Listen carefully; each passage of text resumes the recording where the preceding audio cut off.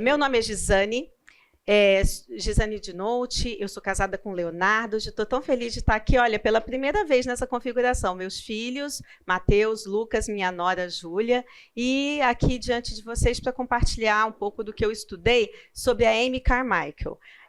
Para fazer esse estudo, eu tive alguns livros, alguns materiais que depois eu deixo também à disposição, mas o que foi colocado para mim foi o seguinte: Amy Carmichael, uma missionária irlandesa que trabalhou 55 anos na Índia e que o ponto alto do seu ministério foi o trabalho com crianças, resgatando crianças numa situação de escravidão ou até prostituição cultural em tempos hindus.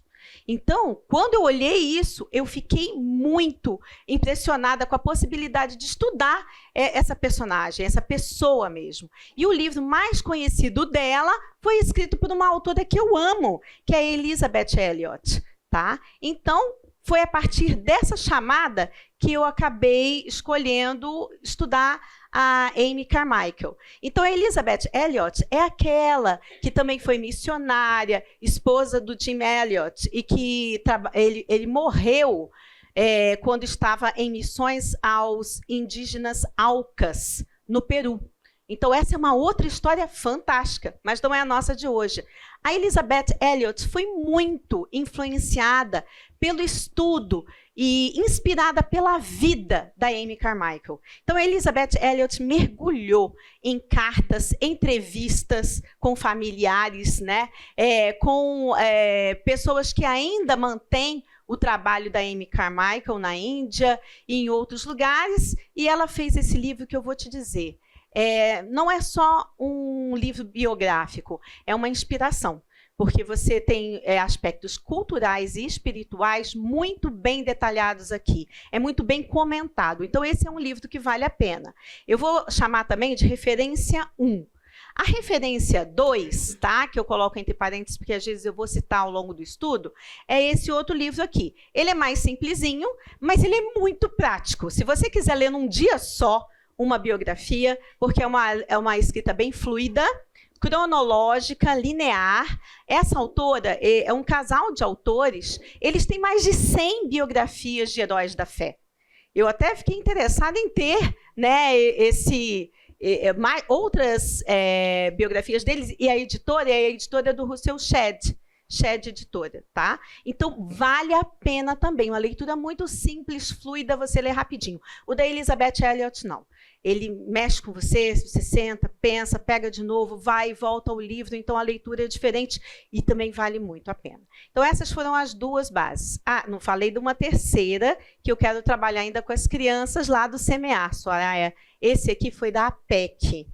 A APEC tem um livro de biografia da Amy Carmichael que enfatiza exatamente o trabalho dela com crianças, o amor dela pelas crianças e principalmente pelo Evangelho, que deve ser chegado às crianças. Ela já usava o livro 100 palavras há mais de 100 anos atrás para o trabalho evangelístico na Índia, com mulheres e crianças. Então, esse livro também está aqui para a gente dar uma olhada, né? Então, vamos começar pelo contexto histórico dela. Essa apresentação vai ter uma parte na Irlanda, Inglaterra, uma outra parte no estágio missionário dela, que eu chamei de estágio missionário, e depois a ação dela definitiva na Índia. Então, como começou isso? Amy Carmichael é irlandesa, nasceu em 1867, numa família de um casal cristão muito devoto, eles tinham hábitos de devocional com a família, muito interessante.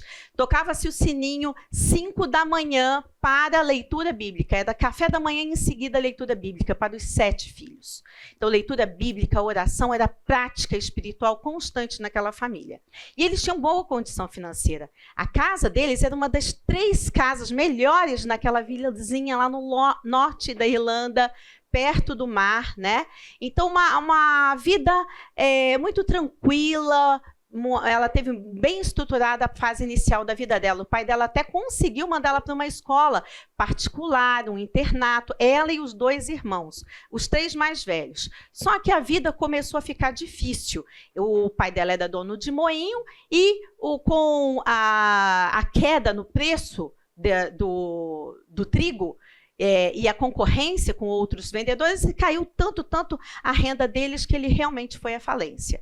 E foi vivendo do que eles já tinham, mas ele teve que reduzir custos. E trouxe de volta a filha para casa, ela começou a estudar em casa, e ela, mais velha, até dava aula para os irmãos menores. Os irmãos menores não conseguiram ir para a escola. O pai ficou muito triste e acabou morrendo. Ele morreu muito cedo, aos 53 anos, numa complicações de pneumonia, e eles já estavam morando em Belfast, tentando viver uma vida ainda mais equilibrada lá, mas não conseguiram. Daí tinha uma senhora viúva com 7 filhos, vivendo ainda do que a família tinha deixado. Mas a fé deles era muito forte. Só para eu tentei sempre olhar aonde que começa essa história. Então ali tem a Irlanda, na parte bem norte da Irlanda, onde ela nasceu, uma cidade tranquila, litorânea, e ela teve muito contato com a natureza. Isso marcou muito a experiência dela também, tá? Mesmo a morte do pai, a mãe era muito séria, firme em levar todos os filhos à igreja. E eles eram de uma igreja presbiteriana.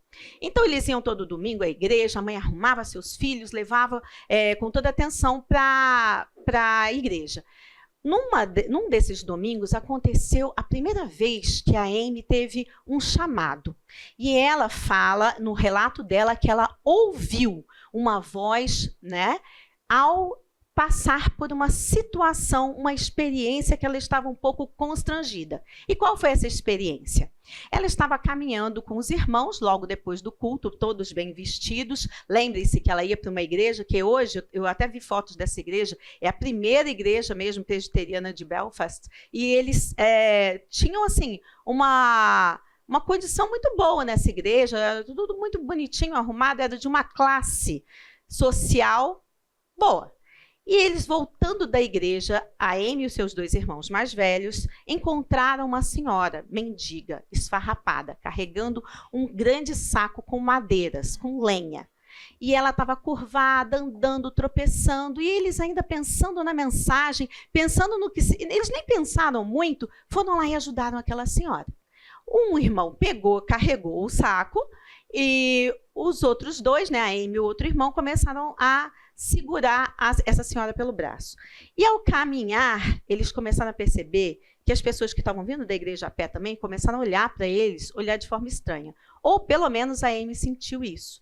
A Amy começou a se sentir constrangida com os comentários, com os olhares, e ao passar, né, por uma fonte, e ela falou assim, olha, para eu me desviar dos olhos, eu olhei para aquele chafariz, para aquela fonte, e vendo aquela fonte jorrando ali, eu ouvi uma voz que dizia o seguinte: se alguém constrói sobre esse alicerce usando ouro, prata, pedras preciosas, madeira, feno ou palha, sua obra será mostrada, porque o dia atrará a luz, pois será revelada pelo fogo, que provará a qualidade da obra de cada um.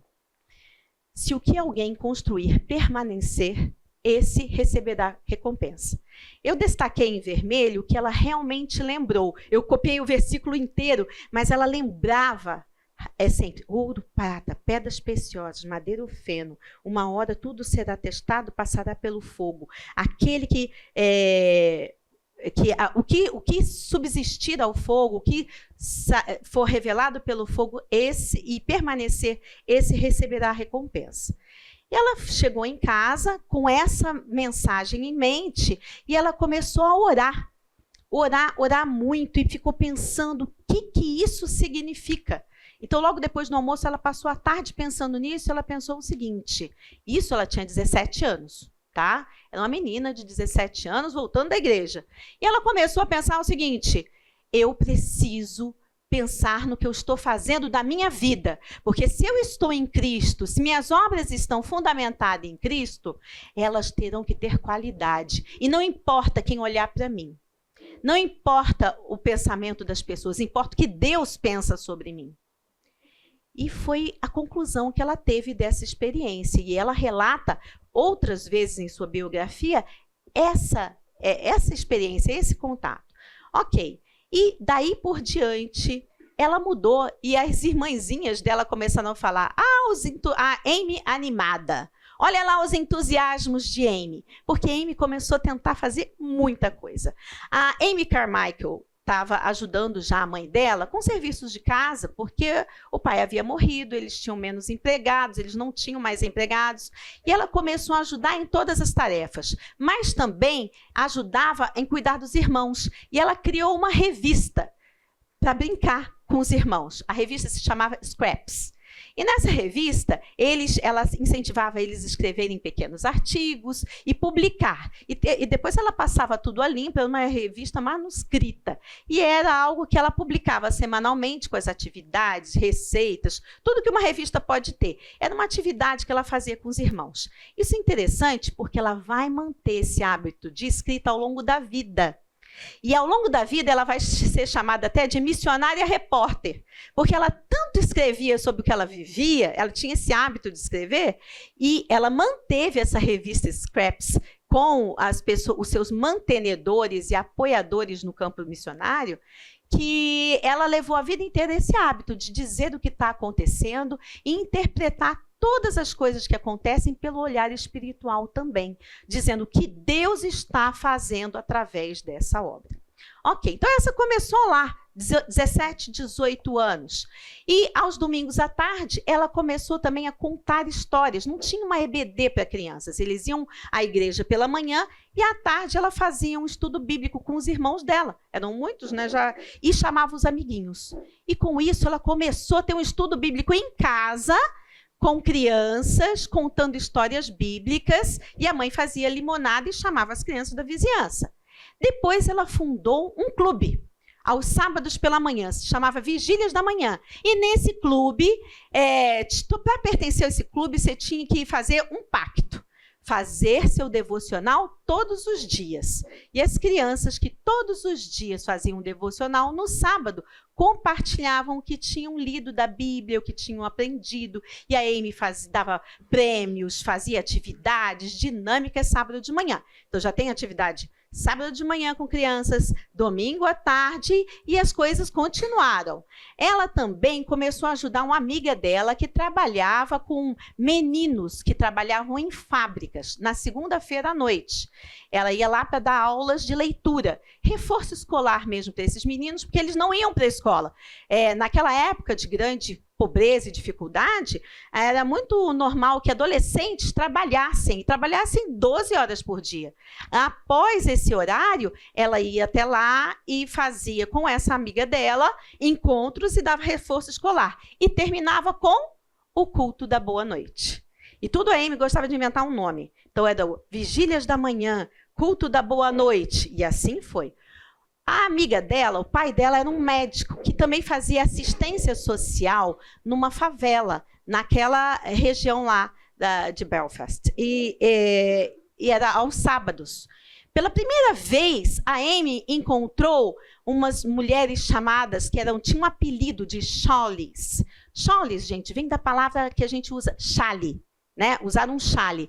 Elas não tinham dinheiro para comprar casaco, então elas usavam panos, né, para se aquecer, e como não tinham chapéus, elas jogavam aquele pano também sobre a cabeça. Eram os chales, né? E o apelido era as Shawlies. Era considerada essas mulheres muito pobres mesmo, e às vezes elas eram meninas também, mas que elas envelheciam muito cedo pelas condições de trabalho. Trabalhavam desde pequenas, de 10 a 16 anos, já estavam nas fábricas, mais de 12 horas de trabalho. E a Amy, vendo essa necessidade nos sábados, pensou, gente, podia fazer estudo bíblico para elas. Por que não lá na igreja? Por que não em algum lugar aqui? Enfim, isso, Amy já estava com 18 anos e mais uma atividade de evangelismo. Ela identificou uma necessidade e em seguida já começou a praticar. Tá? Então, essas são as Shawlies irlandesas. Nisso tudo, Amy ainda sentia falta de mais uma coisa. Ela estava muito ativista, mas ela queria conhecer mais a Deus. E uma vez ela saiu de férias e a mãe dela mandou para a casa de uma amiga na Escócia.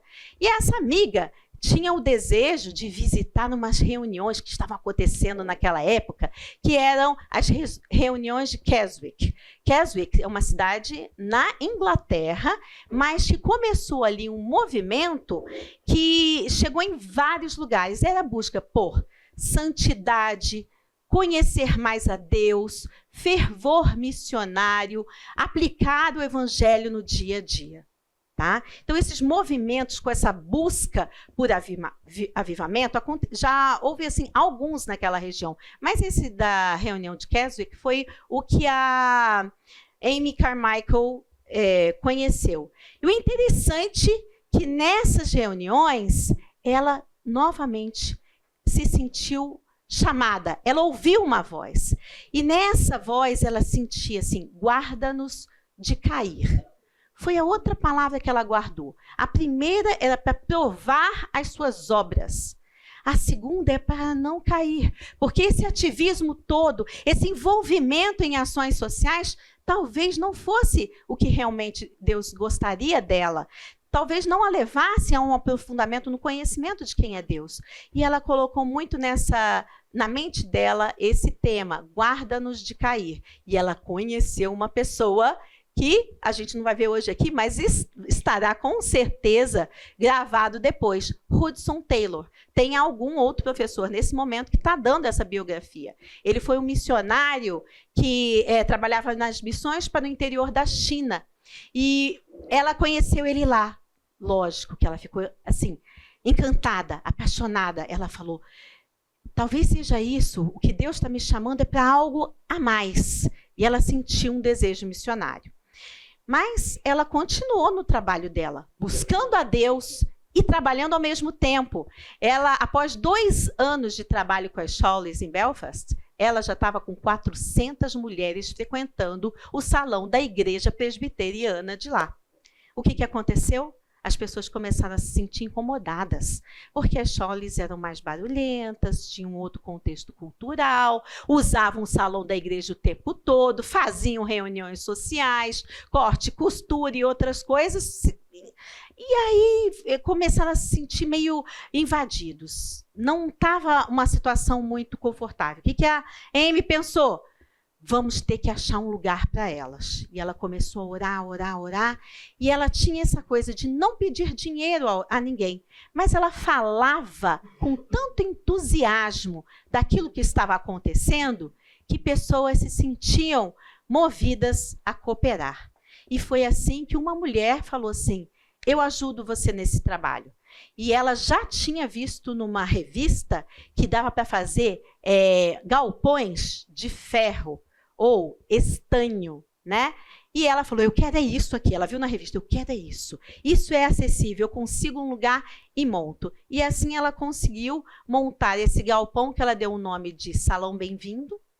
Tinha 400 pessoas frequentando, com atividades quase todos os dias. E, logicamente, muitas pessoas se juntaram a ela nesse propósito.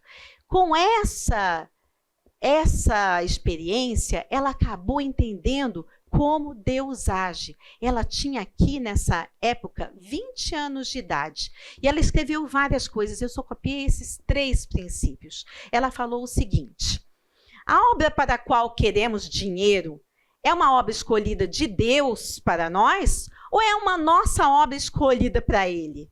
Se é a primeira, Ele cuidará do dinheiro necessário? Se é a segunda, como podemos esperar algo melhor do que aqui temos agora? 2, podemos esperar uma bênção em usar um dinheiro dado com má vontade? Por isso que ela não pedia, ela esperava Deus trazer, Deus prover o dinheiro. E 3, não devemos atentar para que a nossa raiz seja correta antes de esperar flores e frutos. Então, o que a gente vê aqui é um amadurecimento espiritual muito grande de uma pessoa que não só tinha o desejo de trabalhar, mas ela tinha fome por Deus e desejo de fazer aquilo que o agrada. Se eu tivesse que fazer o meu subtítulo da Amy, seria Fé e Obediência. Porque essa obediência à palavra de Deus, porque é a mesma palavra que eu leio, que você lê, mas ela lê com um ardor que era assim, Impressionante. Ela via como algo que ela deveria praticar no momento, naquela hora e nas circunstâncias que ela estava vivendo, com um olhar atento para as necessidades das pessoas. E eu vou ter que ir bem rápido agora, porque eu quero passar para a segunda parte, senão não vai dar tempo, né? Ela teve muitas dificuldades na família. Se vocês acham que por se entregar para Deus tudo vai dar certo, se eu acho isso, não é bem assim. A família dela continuou tendo tantas dificuldades, acabou totalmente as reservas de dinheiro familiares, que os filhos tiveram que ser distribuídos na família. Né? Os irmãos dela ficaram com parentes inicialmente e depois emigraram. 2 para os Estados Unidos, 1 para o Canadá, 1 para a África do Sul. Uma filha ficou na Irlanda e a mãe pegou uma delas e a Amy foi para a Inglaterra porque conseguiu um emprego. Pela primeira vez, a mãe ia trabalhar numa missão também. Ela ia ser, trabalhar numa área administrativa de uma missão. Eles eram muito envolvidos com coisas de igreja e a igreja deu um certo suporte também. Né? E a Amy fez o quê? Não ficou com a mãe. Ela foi morar, então, numa favela, lá em Manchester, porque ela queria ficar mais perto de operárias e ver como elas viviam, sentir na pele o que era viver assim. E aí ela teve uma experiência maior, mas ela teve uma experiência também, sabe do quê? De doença, de estafa física e mental. Foram muitas mudanças. Ela agora estava com quase 23 anos, né?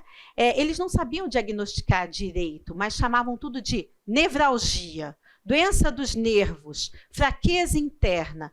O que quer que seja, ela sentia muitas dores, febre e ficava acamada por dias. Não conseguia comer e, nesse ciclo, ela ficava cada vez mais fraca.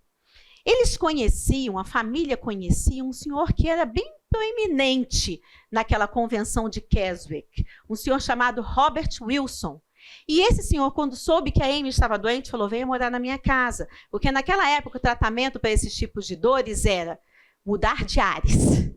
Então, eles falavam, vem aqui. Ele era um homem de posses, ele era dono de minas de carvão, mas ele era um Quaker, né? Ele tinha formação Quaker, mas ele era um dos líderes do movimento de Keswick, desse movimento de avivamento de Keswick. E ele tinha perdido uma filha. Então, ele meio que adotou a Amy. E eu gostava muito de ouvir os planos dela, o interesse evangelístico. Ele via aquela menina tão empolgada com as coisas de Deus que ele queria ajudar, investir naquela vida. E trouxe ela para Broughton Grange, na Granja Broughton. E naquele lugar ela teve acesso a livros, a pessoas. Ela encontrou, inclusive, o Hudson Taylor novamente e George Miller, porque eles visitavam esse senhor Robert Wilson. Ele era mantenedor de vários projetos missionários. E o que aconteceu com ela? Eu quero ir para a China. Igual o Hudson Taylor, eu posso ajudar lá. Então, é isso. Ela sentiu novamente o chamado. E ela ouviu essa voz. A voz, ela ouvia go e, que é o id, né? Em inglês, né? Ela ouvia id. E uma vez, no dia 13 de janeiro, aos 25 anos, ela orando, ela sentiu que a voz estava falando, era com ela. Sabe aquele chamado sobre as obras que você deve fazer? Sabe aquele outro que você não deve, guarde-me de cair? Agora, a ideia é que você vai colocar tudo isso em prática num local que eu vou te indicar. Ela, com 25 anos, imaginou, o que eu faço com a minha mãe? Aqui, pelo menos, eu estou próximo, a nossa família já está desmantelada, já está assim, cada um para um lado. E o senhor Wilson, que conta comigo, hoje eu sou secretária dele, eu apoio aqui, está tudo tão bom, e tem tanta coisa que eu posso fazer. Mas aquele chamado martelava no coração dela. Ela escreveu para a mãe, e eu não sei se eu conseguiria falar do que essa mãe falou, mas eu devo, nós devemos. Olha o que a mãe falou. Minha filha preciosa, aquele que guiou continuará guiando através de todo o deserto. Aquele que alimentou certamente alimentará. Aquele que ouviu teu clamor nunca fechará seus ouvidos. Aquele que marcou teu frágil suspiro não se esquecerá das suas lágrimas. Ele ama sempre, nunca falha. Então, descansa nele hoje e para sempre. Ele é seu, você é dele, para levá-la aonde quer que lhe agrade. Eu posso confiá-la a ele, e assim eu o faço. Todos os dias ele tem me sustentado. E o meu coração diz, infalivelmente, vá. A mãe sabia que se ela fosse, não veria mais a filha. Uma viagem naquela época para um outro lugar, para um campo missionário, era um adeus para sempre, né? Mas a mãe disse, vá. E ela só não sabia para onde. Ela queria ir para a China, mas ela não foi aceita por causa das condições, do histórico dela de saúde. Depois ela tentou, e ela era muito teimosa, intempestiva, e ela não quis nem esperar a resposta. Foi, então é para o Japão. Então ela falou assim, eu já estou com as condições financeiras para ir, eu vou. E quando eu estiver lá em Xangai, a resposta da carta do missionário que vai me receber já deve ter chegado lá em Xangai, porque é mais perto, né? Então, vou para lá, e lá eu aguardo a resposta. E assim Amy entrou em um navio e foi. Eu não sei fazer assim o contorno, então eu usei o Google só para mostrar que da Irlanda até Japão, onde ela foi, se fosse mais reto assim, daria 14.941 quilômetros, dá mais de 15 mil quilômetros, né? Essa viagem que durou 2 meses, de 3 de março a 1º de maio. Tá? Uma viagem de navio. E durante essa viagem, é lógico que ela pregou o evangelho para todo mundo que ela viu, e o capitão do navio ficou tão impressionado com o fato dela sempre dar graças por tudo, que ele falou, eu quero ser como você, me ensina. Começou a fazer estudos bíblicos com ela e o capitão se converteu. O capitão pediu para ela colocar versículos espalhados em toda a cabine dele. E assim continuou. A primeira etapa dela foi tipo um estágio missionário. Porque, gente, Japão, naquela época, né, era totalmente diferente, fechado à cultura ocidental, era um oposto mesmo, era do outro lado do mundo. Mas Amy quis ir com todo o coração. Não houve um preparo em termos, um seminário que prepare para missões estrangeiras. Foi o preparo de estar lá, na terra, e conhecer como tudo funcionava. E ela começou a observar a vida das pessoas. Observava como o missionário que a recebeu lá, como ele vivia. Ela achou estranho.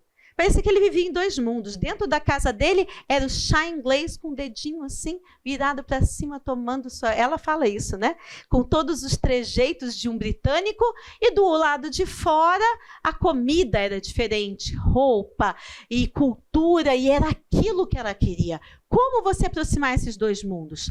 Simplesmente trazer a pessoa que está lá fora para aqui dentro e fazer uma aculturação? Não estava funcionando. Será que eu não deveria ir lá fora, andar com eles, fazer o que eles fazem? Primeira coisa que ela conseguiu, com a intérprete Misaki, que ela conseguiu fazer amizade, era ter um kimono. Ela queria vestir o kimono, tirar as vestes inglesas, andar com as pessoas, né?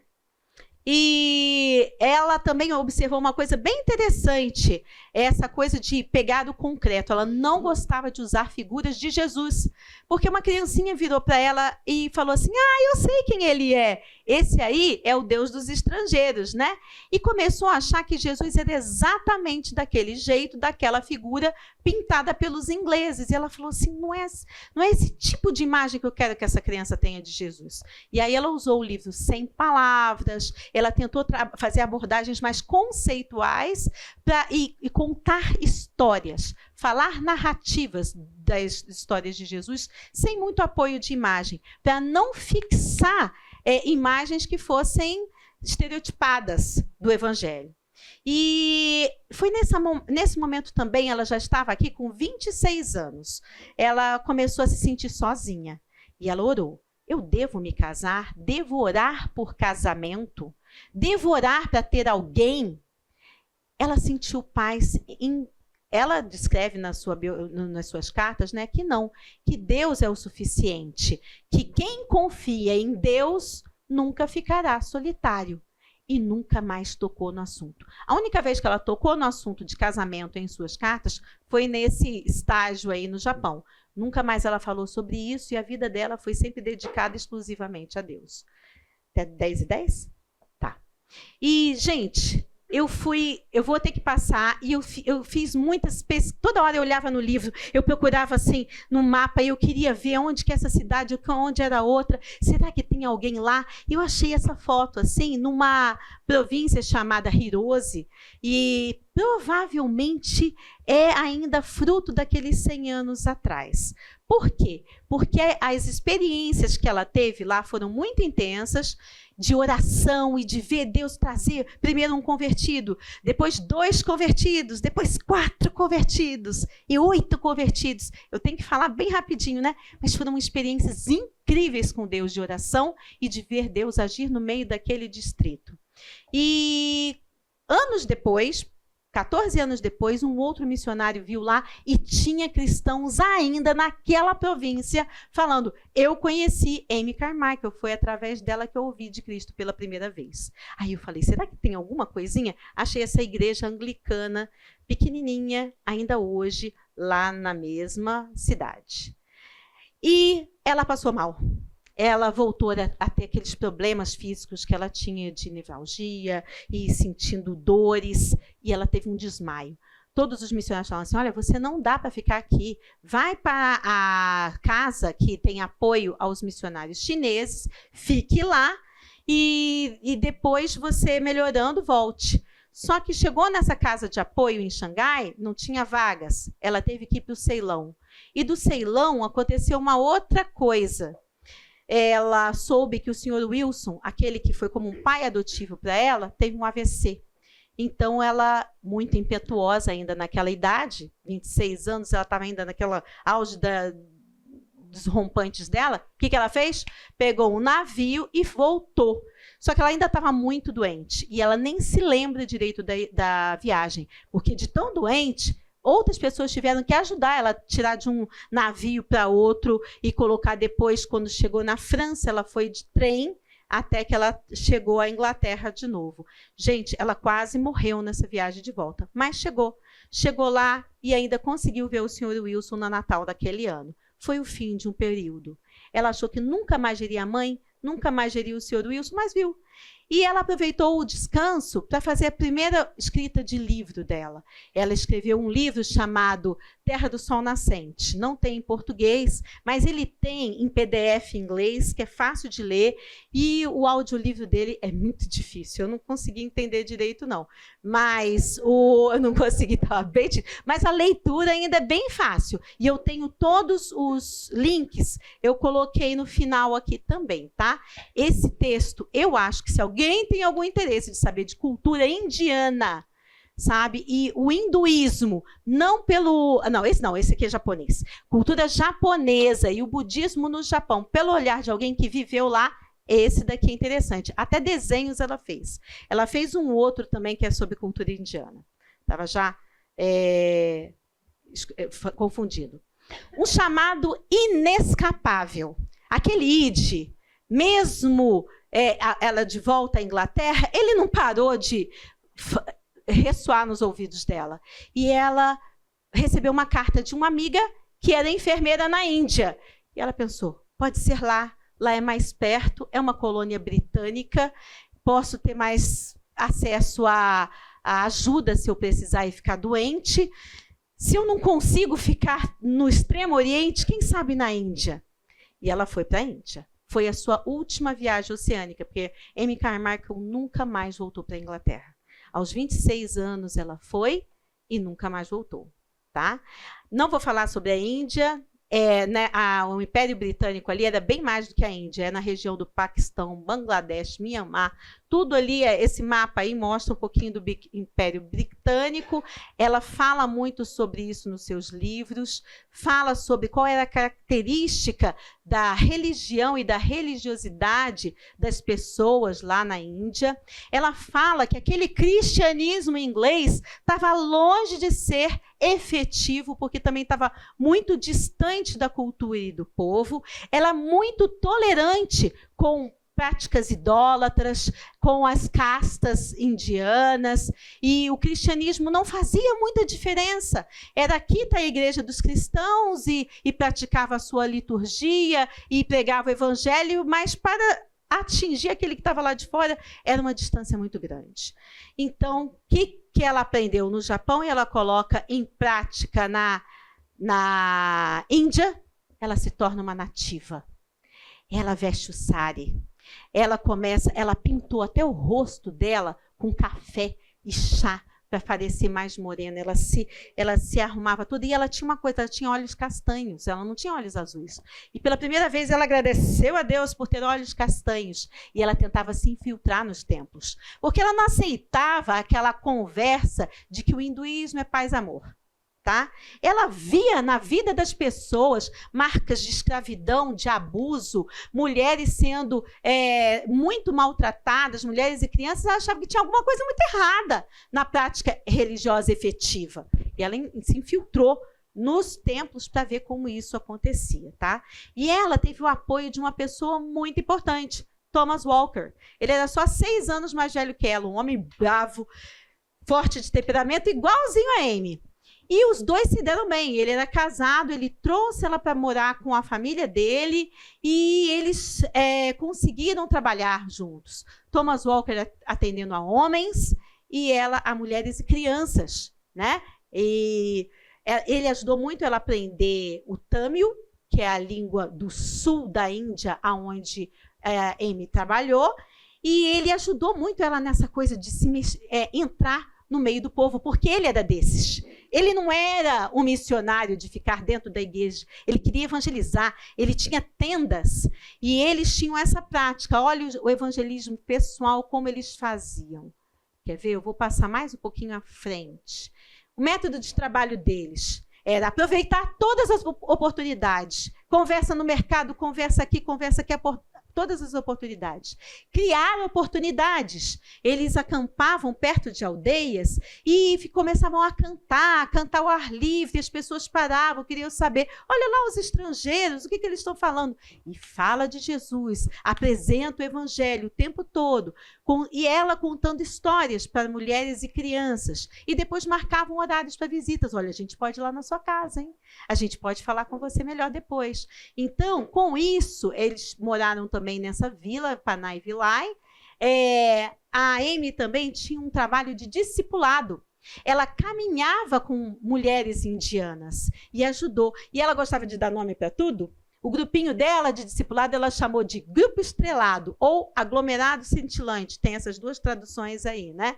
E todo mundo tinha nome de joia. Uma era a joia da vitória, a bênção, a Marial, e a outra, quer ver? Olha, ouro, pérola. Todas elas eram joias para ela e eram amigas dela. Ela andava junto. O trabalho evangelístico não se limitava a falar de Cristo, mas era viver como Cristo, viver o amor na prática, o tempo todo, tempo integral. E daí, gente, ela começou a identificar os problemas, as distâncias, problemas culturais mesmo. Ela viu, por exemplo, isso as meninas começaram a entender, o peso das joias. Aquelas joias era tudo que as meninas tinham, mas aquelas joias só eram um valor externo, que até separava quem tem mais e quem tem menos. Elas começaram a tirar as suas joias e andar como a Amy, que não tinha joia nenhuma. Era um sari do mais simples e viver a vida como se não tivesse casta nenhuma. Porque se tivesse que fazer um trabalho, qualquer trabalho poderia ser honrado. Eu poderia ajudar outra pessoa, limpar uma sujeira, plantar alguma coisa, independente da minha origem cultural e da minha casta. A Amy vivia assim, e ela ensinou isso para as meninas. As meninas começaram a aprender a ter uma identidade de Cristo. Essa daqui, a Adulai, chegou, é um exemplo disso. Ela era criança, ela via aquelas mulheres e ela era uma garota muito teimosa, muito brava. E ela ouviu as mulheres falando que Deus transforma leões e cordeiros. E ela pensou, será que ele pode me transformar em cordeiro? Porque eu sou uma leoa, eu sou difícil. E a Adulai foi uma das primeiras meninas, aquela é uma foto dela bem mais velha, né? Mas uma primeira criança a ir atrás dela. Gente, meu tempo acabou. E eu vou só mostrar algumas cenas para fechar. Esse livro é muito importante também. Esse que eu disse que é um audiolivro.